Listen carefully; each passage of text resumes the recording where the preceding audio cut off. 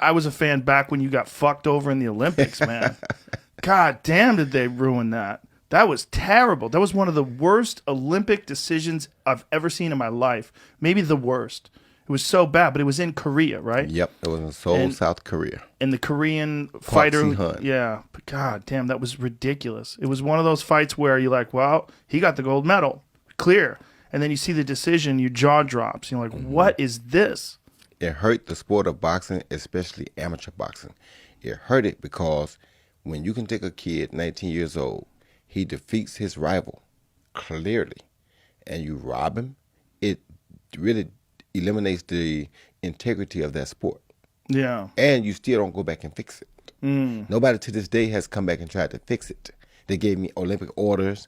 They gave me the Val Barker Cup, which is for the best boxer at the Olympics. Well, that's How crazy contradiction. is that? That's How crazy is contradiction. that? How is the best boxer here now wearing a gold medal? Yeah. It was bad, but it also was, in one way, it made people really root for you. It was a blessing in disguise. And I understood that the second day, I think I might have cried the whole first day. But the second day, well, I didn't cry till after I went to the back and asked the interpreter to ask him if he really thought he beat me. Because if he said yes, then he didn't know it, but he was going to get another one.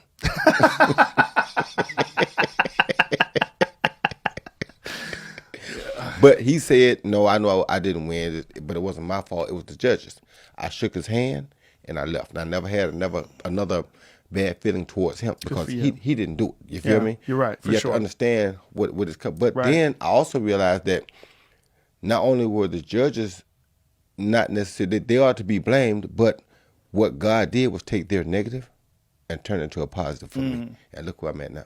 It was a big talk. Like I remember when you began your career, there was a big talk of your career, how you got fucked over in the Olympics. It wasn't a question. Not at all. There was no debate. I Not never at all. saw a single person that made an argument that he won. Nope. It was all you. And so that when you began your career, you had a lot of people rooting for you. Yes, and that was a beautiful thing. That's the blessing above all for me, because to me it was God's way of making me not put my life on idle, but turn me up on high. Yeah. I had no clue what he was doing, but that's why you just trust in God.